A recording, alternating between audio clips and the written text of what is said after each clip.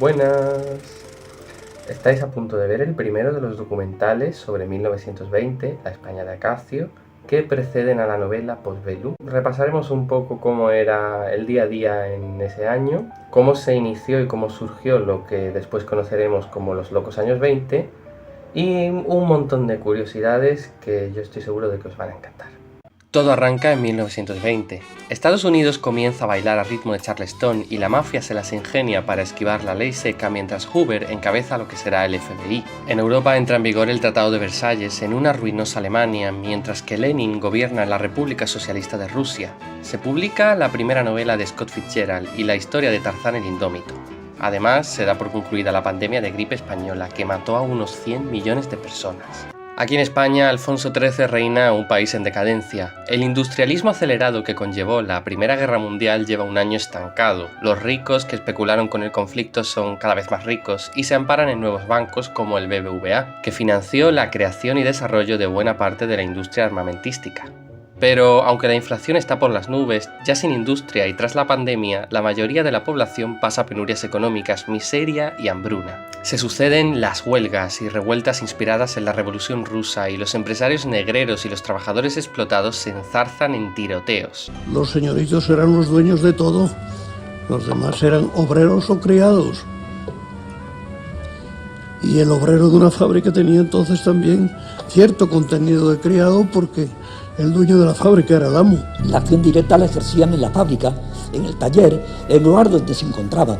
Y cuando un señor se hostigaba en no acceder a lo que le pedían, pues entonces aquel señor pues empleaba la acción directa con él. El cardenal Soldevila, como otros señores, como Dato y otros, se enfrascaban en cerrar los tornillos a los trabajadores cada vez que había un movimiento, una huelga, algo, una reivindicación. Y al cerrar los tornillos, pues siempre había algún hombre que se escapaba, que se burlaba la vigilancia y quitaba del medio a Dato, como a Canalejas, como a otros muchos de los que en el mundo han sido, que estorbaban el resurgir del pueblo. Lejos de la modernidad que la posguerra dio a luz en Europa, España sigue durmiendo su siesta de siglos, soñando con rezos y homilías, alpargatas y mantilla. Es una sociedad muy dividida, con ricos muy ricos y pobres que más que de sueldos viven de la caridad de sus patrones. De aquí a 3 años, y para evitar cualquier avance que rompa el equilibrio que favorece a los poderosos, Primo de Rivera dará un golpe de estado. En medio de este mundo conocemos a Acacio Alborch, un valenciano que estudia aquí, en la Escuela de Artes y Oficios. Cita en la calle del Pacífico, la Escuela de Artes y Oficios fue fundada en 1871, en tiempos de Amadeo I. En ella se aprendía lo que hoy se reparte entre matemáticas, dibujo técnico, tecnología, física y química. Las clases eran como esta, con cientos de alumnos hacinados y un solo profesor soltando su rollo de la forma más magistral posible. Este tipo de escuelas crecieron en los años de la Primera Guerra Mundial y en los sucesivos ante la necesidad de formar obreros para la industria eminente. Muchos chicos de provincia como Acacio dejaban sus hogares y emigraban a Madrid para formarse, estudiar y labrarse un porvenir. Es a partir de 1920 que Madrid, un pueblo grande hasta entonces, comienza a crecer para convertirse en la urbe que conocemos hoy como capital. Estos chicos, siempre varones, se convertían en mecánicos que podían llegar luego a capataces y hasta jefes en fábricas e industrias. Acacio, ya veréis en la novela, entiende tanto de explosivos como del funcionamiento de una pluma. En los años 20 no solo las fábricas intentan modernizarse todo el tiempo para aumentar su productividad, sino también los campos, que tienen tímidos intentos de mecanización. La ganadería y la industria cárnica también requerirán una gran cantidad de mecánicos que sepan manejar sus máquinas en los mataderos. Por no hablar del invento estrella, el automóvil. En Madrid cada vez hay más, amén de taxis, y a los pueblos comienzan a llegar los primeros autobuses. El metropolitano, o el metro, también se inaugura en 1919, uniendo Sol y Cuatro Caminos con su primera línea. Con todo esto, normal que Acacio pensase en ser mecánico tras tener que alejarse de su familia, pero ¿a qué se dedica la familia Alborch? Acacio Alborch es hijo de Octavio Alborch, latifundista valenciano con muchísimas hectáreas de naranjos en Levante. Para 1920, el boom de la naranja que a tanto inversionista extranjero había traído el pasado siglo se estanca por la crisis de posguerra en Europa. Los puertos valencianos no pueden ser más modernos y las tierras de secano se han convertido en monocultivos citrícolas de regadío. El comercio de las naranjas tuvo que reinventarse un poco con la introducción de variedades de naranjas tempranas y del mandarino, aunque lo que impulsará de verdad el negocio será la invención del exprimidor eléctrico y el consumo de zumo de frutas. En Estados Unidos y Reino Unido se intentan llevar los nuevos electrodomésticos al gran público, exprimidores, batidoras, neveras y hasta las primeras lavadoras. En Estados Unidos pueden ser adquiridos por la clase media, mientras que en Europa son rarezas poco vistas y solo por los más ricos de entre los ricos.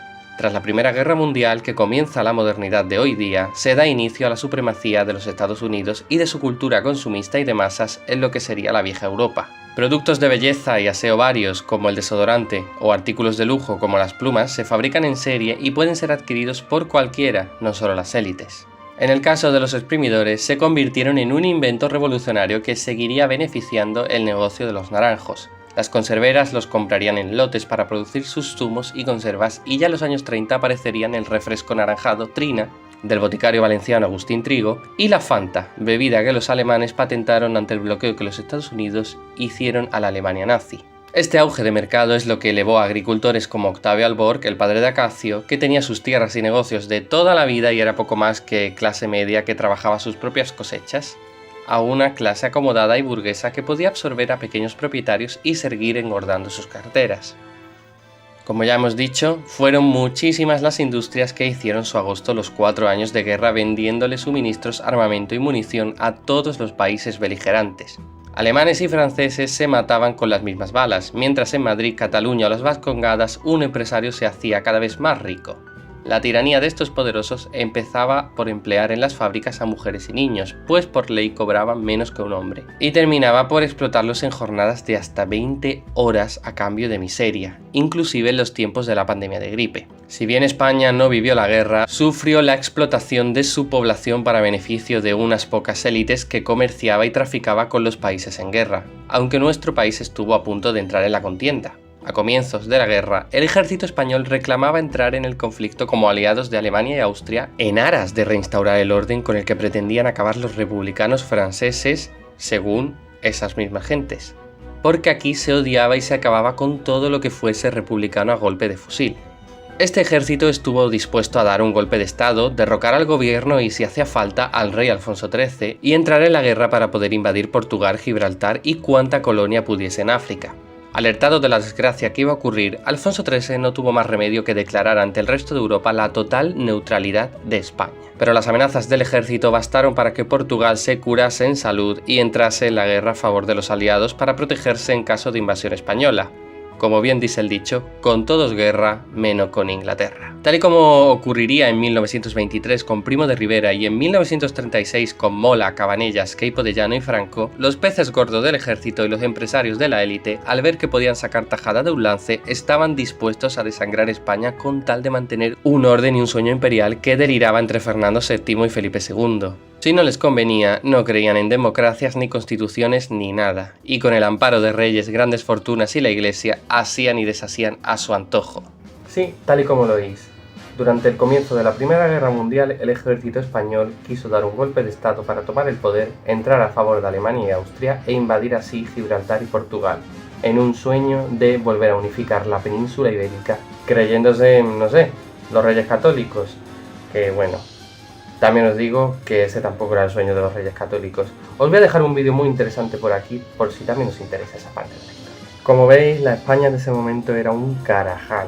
Tanto el gobierno, las instituciones como la población llevaban desde los años 70 del siglo XIX viviendo en la falsa democracia que era la Restauración. Ya tras la Primera Guerra Mundial, con el tiempo que hacía que Cánovas y Sagasta llevaban muertos, ese sistema estaba en una crisis total. La población pedía una democracia real y plena como la del resto de Europa y del mundo. Sin embargo, los sectores más conservadores no estaban dispuestos a dársela. España en ese momento solo se preocupaba por seguir haciendo su agosto con los negocios derivados de la guerra y de la industria armamentística. Ahora lo veis. Aunque en 1918 y tras la pandemia en 1919-1920 España no vivió la misma posguerra que Europa, tuvo su propio postbellum basado en la desaceleración económica, las revoluciones sociales y los deseos de vivir y llegar a la modernidad que tanto prometía el siglo XX antes de la guerra. Este fue el caldo de cultivo perfecto para que surgiese la sociedad de los felices años 20 o locos años 20 que tanto conocemos. Los ricos, ociosos al tener sus vidas resueltas por los negocios de la guerra, pudieron darse a lujos y placeres, a fiestas sin fin, a invertir en modistos y sastres de renombre, a jugar nuevos deportes como el tenis y a frecuentar el cinematógrafo y hasta a volar en aviones. Los pobres, que no fueran tan pobres, que ante el fin de muchas industrias se vieron en la calle, pudieron emplearse en trabajos no tan esclavos y tener tiempo libre al fin.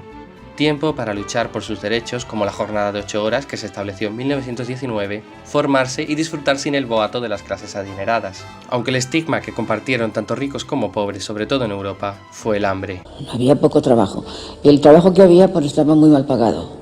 Y claro, las familias, por ejemplo, numerosas que entonces abundaban, las familias con 5 o 6 hijos era una cosa corriente, ¿no? Pues tenían que pasar hambre a la fuerza y la pasaban. Eso ya se sabe, lo sabe todo el mundo. Que entonces un trabajador pues ganaba todos los días segando 2 pesetas. 2 pesetas. ¿Y qué comían en la casa de los trabajadores? Una sopa, un gazpacho o un potaje que guardaban de por la mañana para por la noche otro poquito. El hambre y la gripe dejaron los cuerpos de hombres y mujeres en los huesos. Imaginad, tras 4 años de carestía por la guerra llegó una pandemia que se cebó con los jóvenes. Se volvió vital disimular las necesidades y aparentar ser lustrosa y entrada en carnes para las mujeres, por ejemplo.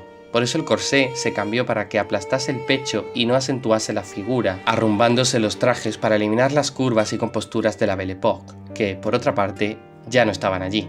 El maquillaje también se puso de moda para disimular las anemias, así como el tomar el sol. Todo consistía en disimular que se pasaba hambre, que se había pasado hambre o que se estaba en los huesos.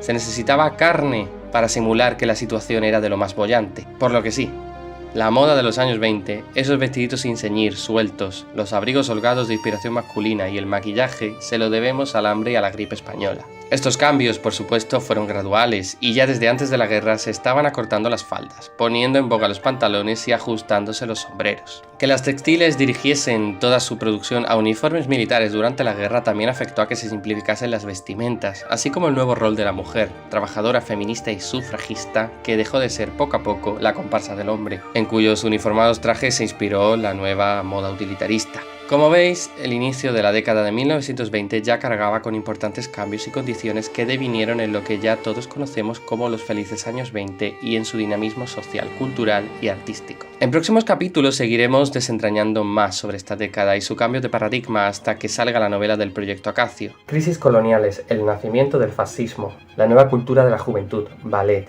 jazz y mucho más sobre moda, inventos y la nueva sociedad española. No lo olvidéis, Postbellum de Juan Cienfuegos. A la venta el próximo 10 de octubre.